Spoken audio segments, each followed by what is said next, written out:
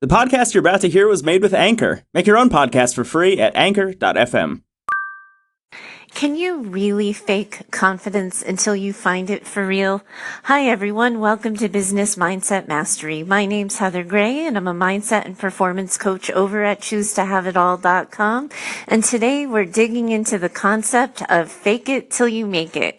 Can you really fake confidence until you feel it? Let's dive in. I got a question in my inbox yesterday, and I wanted to use it as a starting point for today's show. Here we go. Diving in. Hey, Heather, I was wondering if you could help me understand something better. I watched your Facebook Live training last week on imposter syndrome. I heard you loud and clear when you told us to first check to make sure that we weren't actually imposters. I thought it was a good point and appreciated you for saying it. People rarely do. However, in a recent podcast episode you did on increasing confidence, you told us it was okay to fake it until we make it. I'm confused by your mixed messaging, and I'm wondering if you could explain the difference between the two. Thanks so much. Great question, and I'm so glad you asked. So first, for podcast listeners who may not be familiar with the training I did last week or have never heard of the phrase imposter syndrome, I thought it was important we should start there before I dive into your question, but I'm certainly going to get to it. So when we use imposter syndrome, which is kind of one of those phrases the entrepreneurial space has really kind of adopted as its own, we're talking about people who don't feel like they really belong where they are, that they don't think they should be doing what they're doing. There's people who are doing it better, that there's somehow frauds for showing up in the way that they're showing up. But we're talking at its core about the fear of feeling small. And when we were talking about busting that fear of imposter syndrome on a live training I did over on Facebook last week, one of the things that I said is that specifically in the online business space, we're dealing with a really big fallout and we're cleaning up a really big mess where it was really easy to convince people that they too could run an online business, that anyone can run a business, that the barrier of entry is so low, it costs, next to nothing to start up a business, and truly anyone could do it. We got hundreds of thousands of people buying into the concept that they too could have the lifestyle freedom, time freedom, financial freedom, and that they too could, start a business doing anything. They could pick a passion and start a business. And then what happened is once that honeymoon, period wore off, that excitement of what was next, suddenly people are stuck in this moment of, oh my God, can I really do what I'm doing? Everyone else is doing it. Everyone's calling themselves a coach. Everyone's calling themselves this. Everyone's doing that. How am I going to stand out? And that's when imposter syndrome starts to settle in. The point I was making in the training last week is that if you're feeling imposter syndrome, if you're feeling small, if you're feeling doubtful, the first thing you actually have to do is a gut check and asking yourself whether or not you actually are an imposter. Do you have the goods? Do you have the experience? Do you have the know-how to transform lives and the way that you're telling people that you can? Do you have a skill set that allows you to be able to teach people and move them to that transformation? Do you know what you're talking about? Have you put in the time learning about it? Have you gotten the experience doing it yet? Or did you just start something simply because it was easy? So that was the first step, is doing that gut check, finding out and getting crystal clear on whether or not you're actually an imposter. I'm going to be digging in deeper in just a minute.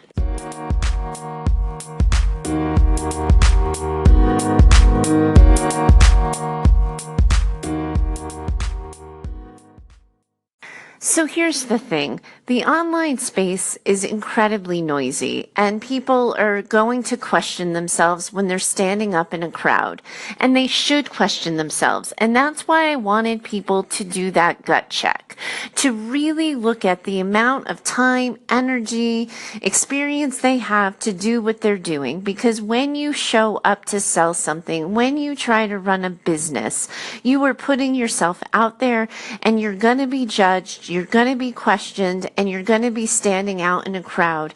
And the easiest way to start feeling like you know what you're doing is to tune into your skill set, to remind yourself of what it is you've learned, the money you've spent investing in learning something, the time you've spent learning, investing something, as a way of reminding yourself that you do know what you're talking about. And if you find you haven't done those things, as a way to hold yourself accountable to getting more experience before you sell it.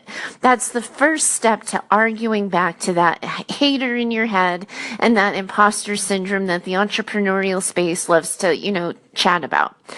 But when we talk about confidence, we're talking about how do we show up in the world and remind people who we are, what we do, how we serve.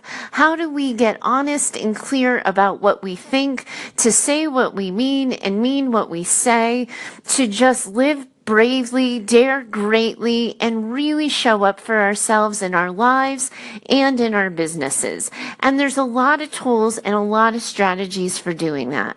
One of the tools I was teaching the other day was fake it till you make it. And I was using that as an example because so many people wait to start. They wait to begin their next step or find their next goal until they feel confident. But the reality is that sometimes we don't get our confidence until we've gotten a little bit of more experience under our belt, until we face that fear and done it anyway. And, gone after the golden ring and reached for the stars. That sometimes we have to get outside our comfort zone, prove to ourselves that we can do it in order to actually feel confident. And what I mean when I say that is sometimes then that means we have to fake our confidence until we actually feel it for real. We have to move through the world as if we're confident, as if we know we're going to nail it even if we think we can't, as if we know what we're talking about even if we're kind of worried that somebody's going to ask us a question that we don't know the answer to. So those two things go hand in hand, right? It's doing that gut check on imposter syndrome, making sure you have the skill set. So that's step one.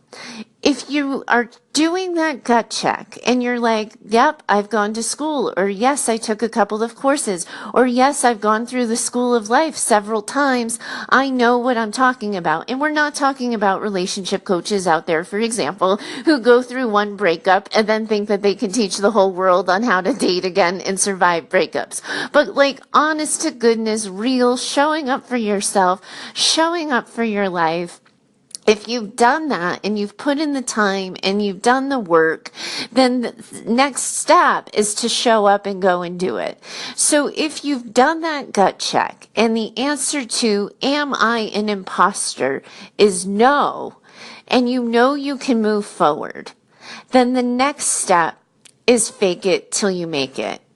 But if you do that gut check and you say, am I an imposter? And the answer is yes or maybe, then yeah, you can't go on faking it till you make it, because then you're just being an imposter. You're doing the thing you're afraid of, right? So that's how those two concepts go hand in hand. And I absolutely understand the confusion. And I'm so glad that you asked and reached out and offered me the question, because my guess is anybody who saw me in the past week share two different, completely sounding different messages probably were wondering the same thing. And that's kind of where I stand on it. I would love to hear what you think and let me know. And if you have more questions on showing up for yourself or showing up for your business, certainly let me know. And if you're finding this show helpful, I really would love it if you subscribe. I'm going to be working on doing this daily as often as possible. I explained yesterday how I can't always do that because the Anchor FM app that I record this podcast through doesn't let me pre-record. And if I'm not available, I won't be able to meet up with you guys. But in my core, I believe mindset is... Oops, sorry about that. I got cut off by the good old 5-minute audio segment limit. So as I was saying, I believe mindset is a daily practice. And as often as possible, I'm going to try to check in with you guys Monday through Friday. Unfortunately, as I say that out loud, I can't show up for you tomorrow. I'm out of town and I'm flying back home tomorrow. So I won't be able to get to you on a timely basis, but I will definitely see you in 2 days. And in the meantime, if you're liking what you're listening to. If you're finding it helpful and you think Daily Mindset could help you get to where you want to get to in your life and business, please do consider subscribing to the show. Leave me a review on iTunes. Let's get this show out there so people can know about it and we can keep working together to building the lives and the businesses we love. Thanks so much for tuning in. Thanks again to the listener for posing that question, and I'll be talking to you in a couple of days. You take care now.